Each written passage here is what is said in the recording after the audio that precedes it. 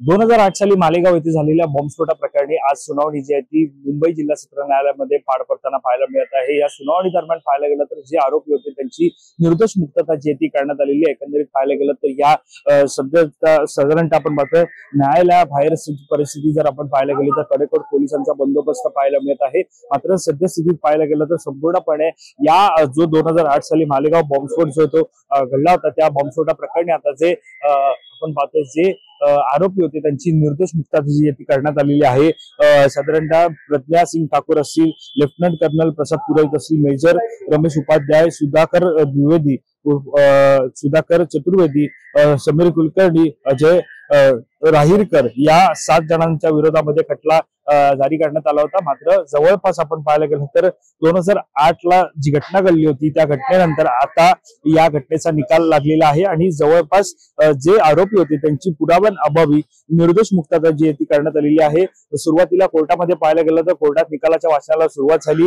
न्यायाधीश A.K. लाहोटी यांच्याकडून निकाल वाचन सुरू झालं। त्यानंतर सरकारी युक्तिवाद वाचून दाखवला जात होता। त्यानंतर कुणावर काय आरोप होते हे सुद्धा वाचून दाखवण्यात आले। त्यानंतर साध्वी प्रज्ञा यांनी सुद्धा साधारणतः पाहायला गेलं तर बाईक व्यतिरिक्त काही बॉम्ब होते, सरकारचा युक्तिवाद सुद्धा या ठिकाणी पाहायला मिळाला। दरम्यान बॉम्बस्फोटात जवळपास 100हून अधिक जण जखमी झाले होते।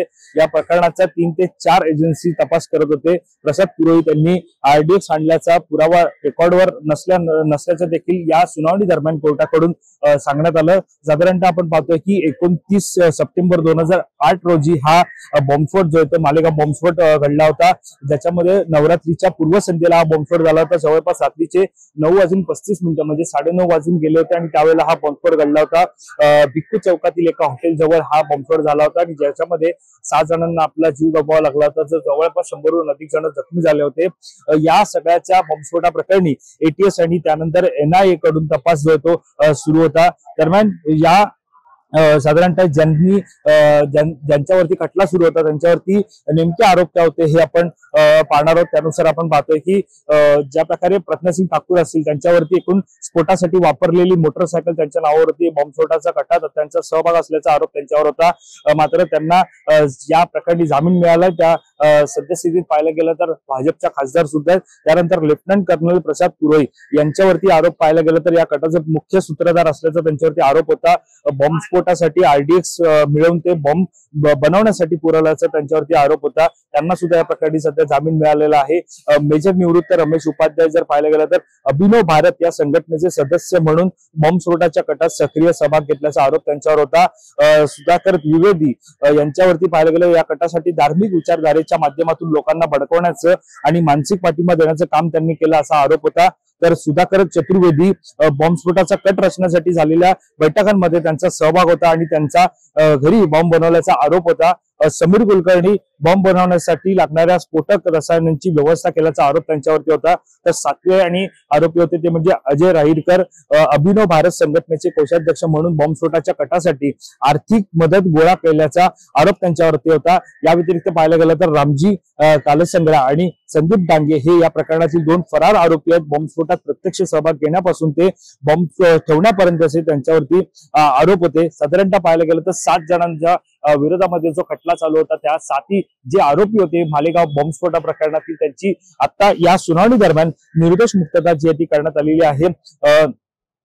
साधारणतः पाहायला गेलं तर ज्या वेळेला सुनावणी कोर्टामध्ये सुरू होती त्यावेळेला नेमकं कोर्टामध्ये कशा प्रकारे सुनावणी पार पडली, या सुनावणी दरम्यान नेमकं काय काय घडलं, अभिनव भारत संस्था अजय राहिरकर खजिनदार, प्रसाद पुरोहित ट्रस्टी होते, या संस्थेवर आरोप होते।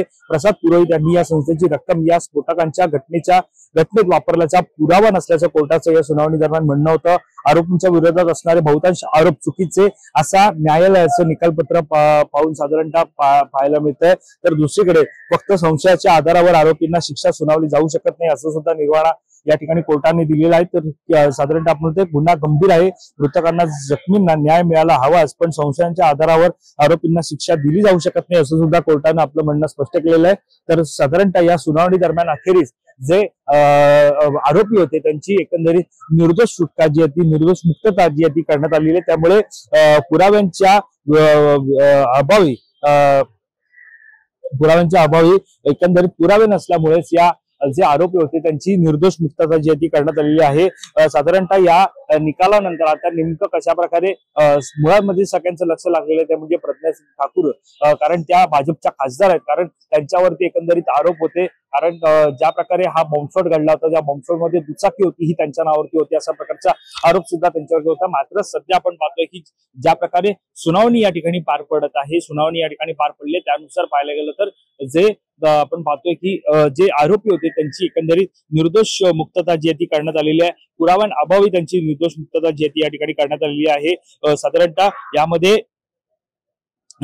जे जे आरोपी होते त्यांच्यावरती नेमके काय आरोप होते याची सुद्धा आपण माहिती जाणून घेतली।